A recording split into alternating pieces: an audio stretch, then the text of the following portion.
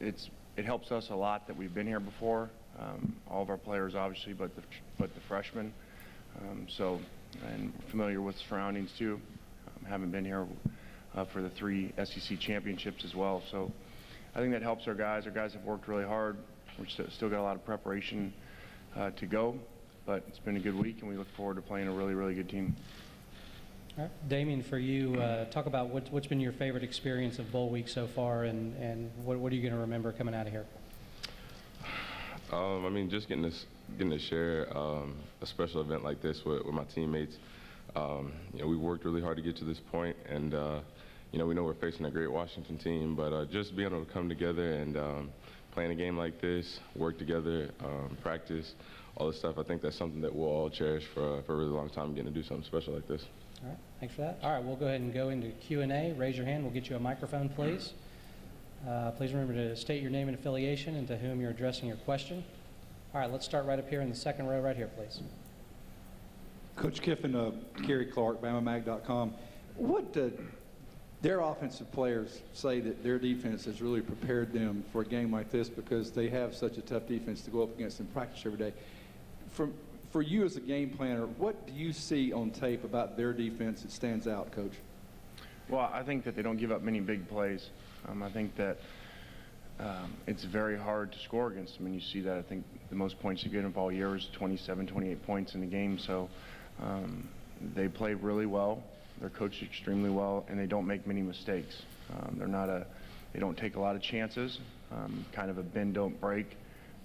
I think there's a lot of comparison there, and I know they spend a lot of time with Pete Carroll and that staff at Seattle, and you can see a lot of comparisons in the style of defense that they play. They don't do a million things, but what they do really, really well. All right, right here, Barrett. Barrett Sully, Bleacher Report. Lane, when it comes to you double-dipping, so to speak, having 2 jobs at once, how has that process gone for you, finishing up recruiting, junior college signing day, building a staff, and then also how important was it for you to show your current employer, your future employer, and potential employers down the road that you can handle that kind of responsibility?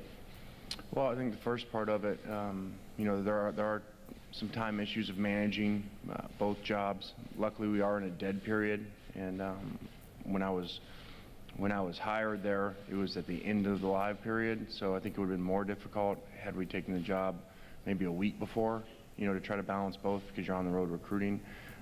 Where now, obviously in the dead period, we can't be. It was important to get a few guys, especially to hire a defensive coordinator as soon as I could to get someone in place there. Chris Kiffin has been there, been able to evaluate all of our players, recruits, started recruiting over the phone, and then help interview defensive coaches. So that helped me a lot time-wise, and then we've been kind of working on offensive coaches in our spare time over the last week.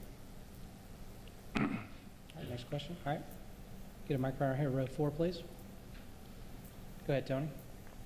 Tony Barnard, SEC Network. Along those lines, Lane, do you just do the FAU work at night? Is it pretty much the same day, or your days pretty much structured like that all the time? Yeah, they are, Tony. I've communicated with Coach. We went over the schedule to kind of find some time where, maybe there were some bowl events that he didn't need me at, so I could spend that time, whether it was on the phone or flying coaches in here, to interview coaches while we're here, and usually that time's at night.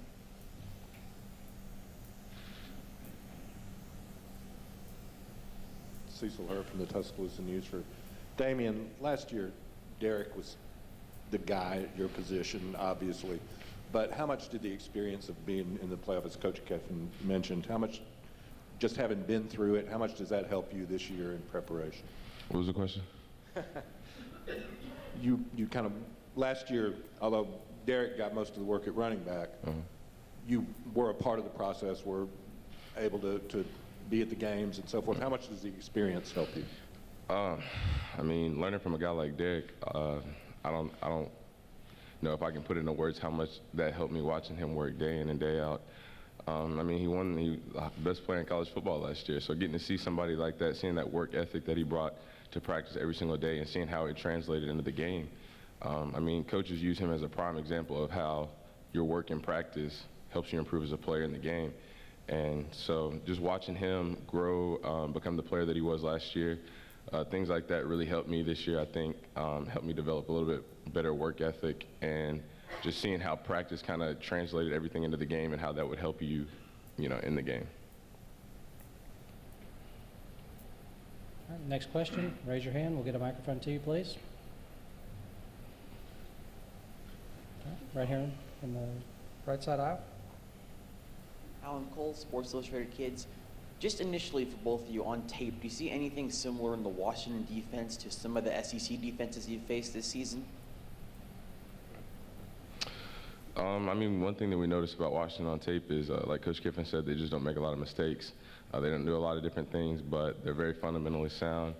They execute. They're where they're supposed to be when they're supposed to be there. So I think that's the biggest thing about their defense. We don't want to compare them to anybody, but we think that they're very, they play their assignments very well, and they just do what they're coached to do.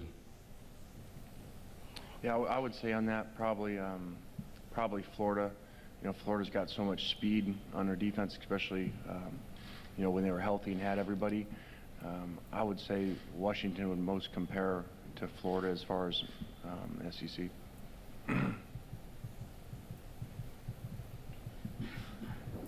Marty?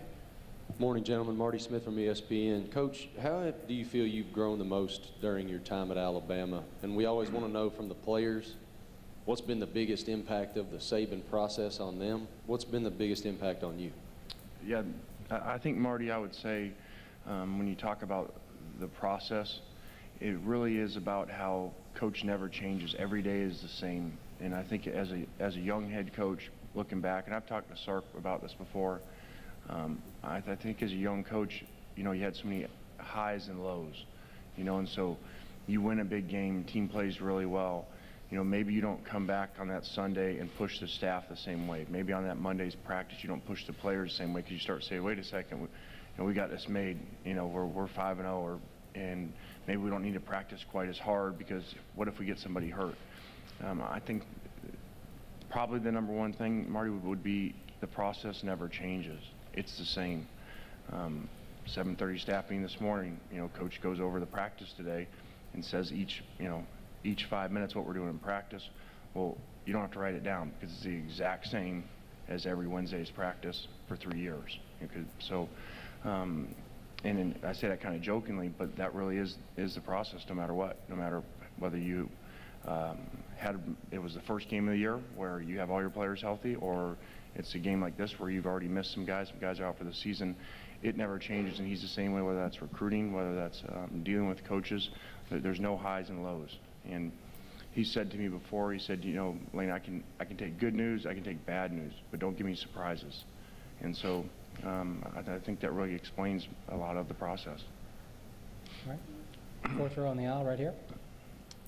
Nicole Auerbach, USA Today. Lane, just how important was it for you to become a head coach again?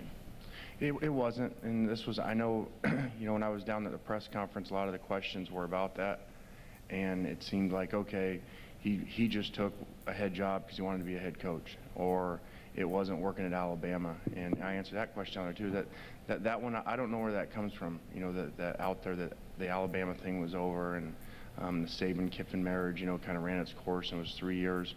Coach has been great to me. He's never said anything but excited about coming back next year prior to this job. And we did have a great 3 years, 3 straight SEC championships and potential of 2 national championships and a Heisman Trophy winner. So it was really great, and it really was about the job. It was about that specific job. When I went in there and I met with the president, the athletic director, and the three main decision makers, and I went into the interview saying, okay, you always want to go through the interview process with different places because you learn, and you never know, those people may be somewhere else 5 years from now, and so you may impress them in the interview even if it's a job you're not going to take. Well, I came in that room not really knowing, and I came out of that room saying, okay, I really want that job. They're committed to doing things different than they've done before, and they really want to win championships and do everything that it takes to do that. Mark? Coach, Mark Tracy, New York Times. I was wondering how kind of, especially with the offense, which, is not maybe his most natural thing, how hands-on Coach Saban is with the offense during games, and kind of as a follow-up to that, I think there are some notorious instances where it appeared that maybe he wasn't totally happy with how things went on offense. So I wanted to ask, what's the happiest you recall Coach Saban being during a game with the offense or with a play call or something like that? The happiest. Let's go back to the beginning there before we get to the happy part. I don't know that I would describe there was a happy moment. And I say this about Coach again, so this morning, after the 7:30 staff meeting before this, we watched the offensive film of practice yesterday. And I'd never done that with a coach. I'd never watched the offensive, scout team with the head coach, when the head coach is a defensive guy, like Coach Carroll. So when I got here, that was new, and I was thinking, okay, this is just Coach. He doesn't know me, so he wants to understand the game plan, how practice is going. He wants to see the players, and then if we start doing well on offense, he'll back off, and he just doesn't, he just doesn't come in for that meetings, and he stays more on defense. But today is no different than the first day, even after all the success we had. And again, there's the process. He never changes. So that's another lesson as a head coach. Hey, maybe your defense is playing really well that year. You still go in there and you still have the same schedule of watching that and watching the players and hearing the coaches so that you know the game plan versus I know myself as a head coach, I just kind of let the defensive coordinator do what he was doing. Now he happened to be my dad too, so it was kind of strange, but now I see why Coach does it. At first I thought it was he just wanted to check up on what we were doing on offense to make sure we were doing what he wanted, and it really wasn't. It's just part of the process. All right, so I don't recall a happy moment. I just recall the ass chewings. All right, here on the second row. I won't take that part of the process with me though. Okay, yep. Yeah. Noah Mandel, WTVY Dothan. Damien, this question's for you. Can you touch on going to the church that Martin Luther King once spoke at, and as a young African-American man, how humbling of an experience was that for you? It's definitely a humbling experience. Just seeing what people went through, the sacrifices that they made, the hardships, the trials that people went through in order for us to have the freedoms that we have today. I mean, it was just really humbling and touching to see those people that sat where Martin Luther King sat, people that were there with him when he passed. I mean, just seeing that part of history, and it was almost like that history was brought to us. I mean, it's like somebody kind of put it in a person and brought it to us and just gave us that experience. But, we all enjoyed it and we had a great time. And, like I said, it's just really humbling just to be able to see those people that paved the way for young African Americans like myself to have the freedoms that we do today. All right, back here on the, yep, right there. I'm Cecil Herb from Tuscaloosa News for Coach Kiffin. Lane, can you give us your honest evaluation of where Jalen is from where he didn't start the first game to where he is now? And did that surprise you at all, that he's come to the point that he is right now? Well, I wouldn't say surprised. I think that's it's extremely abnormal what he's doing. And so, again, going back to Coach Saban, I recall early in the year Jalen not playing great like the LSU game. And in my mindset was, okay, we're in Baton Rouge, it's a night game, and really that place has eaten up a lot of quarterbacks. Senior quarterbacks haven't played well. I think we went down there with Blake Sims, and I can't remember exactly, but he was 16 to 36 or something like that, his number. So that place, especially when it's Alabama LSU, is really, really hard for any quarterback to play, especially a true freshman. And I remember after the game the next day kind of evaluating the game, saying, Jalen really did a good job because of the surroundings, because of that environment, because a true freshman a lot of times can't get the snap in that type of environment, let alone win the game. And I remember Coach not thinking that way. Coach was more thinking he didn't play very well, and the kids should have played better and should have done better. And I remember that interaction the next day with Coach, and I came away from it going, okay, that's just Coach's high standard. That's part of the process. He's not going to say, hey, the kid played really well. He's going to say, hey, here's the plays the kid should have made. And I think that's another valuable lesson, that he just keeps pushing them and he takes them somewhere they can't take themselves. So I think he's had an unbelievable year, again, for a true freshman. He has some great players around him that help, and the defense and special teams have made a lot of plays, but down the stretch and not turn the ball over last week at all was huge. You know, that's the type of game that you turn the ball over when you're a freshman a lot in a championship game like that normally. So it's been good. I went and worked him out. Went and watched him work out in the spring, you know, before he came or before he announced, and I came away from watching that practice workout, and I came out, coach said, I think this guy's a first-round draft pick. Now he's got to make the plays in the games, but off of the workout, you know, my evaluation was he can be a first-round draft pick, and I think what we've done now with changing the offense to where we were, say, at USC, or maybe when we first got here at Alabama, or the way they were at Alabama before, I don't think he could have played right away, because true freshmen can't normally, because the pro-style system's so much more complicated. What we do now, and the limited terminology, and the speed we go at, and we don't huddle. So that takes a lot off the quarterback, and I think it's why over time in these offenses you've seen quarterbacks play without much experience, even if they're older, you know, 3 straight first-year starters for us. And I remember when Oregon had kind of their run when we were at USC, you know, a quarterback would be gone and the next guy would come in, you know, or they lost a quarterback that one summer that they had to go to a new guy, and it seemed like it didn't matter. And now I kind of understand why, because the offense is a lot easier to learn and you can play faster in it. Okay, we're going to go right here in the aisle. And Don Hawes, WVTM in Birmingham. Lane, with Steve Sarkisian taking over as offensive coordinator, can you talk about some of the qualities that he brings to the table? How similar, with you guys having worked together so much, how similar some of the qualities will be in the Bama offense that we've seen under you? Yeah, I think Steve's always done a great job. We were together for 6 years. He left for one of the years in between to go to the NFL and came back. So 5 of 6 years we were together, and really kind of did everything together. And I kind of think it's like we almost grew up in coaching together, and so our minds kind of think the same way with plays and stuff. That's why it's been valuable to have him here this year. He's helped us a lot. He and Mike Loxley, being off the field guys and doing the preparation the week before, have helped us a ton. So I think it's going to be a really easy transition. You know, part of in my head was in the process of talking to him in the summer into taking the job was I may not be here the next year, you know, and so I thought it was important he could help me for a year, and then if there was something where I wasn't here, it'd be an easy transition for coach to have somebody versus hiring Sark, not really knowing him and him not being around the system. That would have been a lot harder transition. So I think it's been valuable, and he'll do a great job with Coach. I've Coach talked to me about it, you know, and I think in some ways he'll do a much better job than I do with Coach. Okay, Lindsay. Lindsay Schnell, Sports Illustrated. Lane, a lot of people thought that everyone at Baylor was radioactive.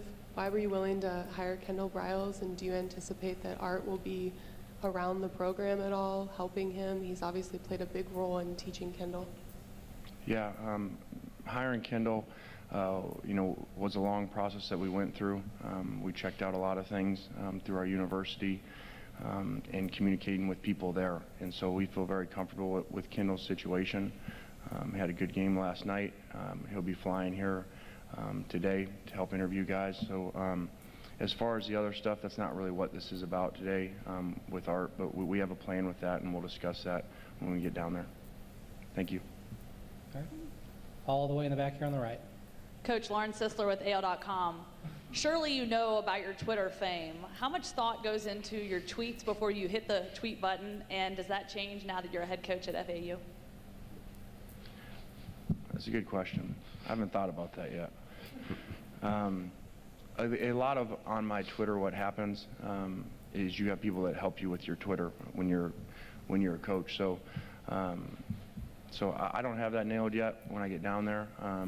I do think that it was important what some of the stuff that was done at Alabama to help recruiting, and with the rules changing about contact and what you can retweet and what you can post. And the way kids are nowadays, kids don't want to answer phones, talk on the phone. So a lot of that stuff is aimed at two things, aimed at recruits and aimed at the fan base of where you're at. And so if you kind of follow the stuff in general, what happened? Well, the Alabama fans really like it, recruits read it, current players like it, and then fans of every other team don't like it. So there's good and bad, and I kind of always looked at it as, okay, my job is to help Alabama. My job is to coach these players, to recruit players to Alabama, to be part of Coach Saban's process, to be invested in the fans of Alabama and not worry what other people think. Is that the best thing to do? Probably. Would I tell young coaches that's the best thing to do? No, I wouldn't, but I've just always thought about that. I've not really, I've always valued more where I work for and the fans and the current players than what the national perception is of me. All right, we'll take the last question here on the far left. Coach, this question is over here for you.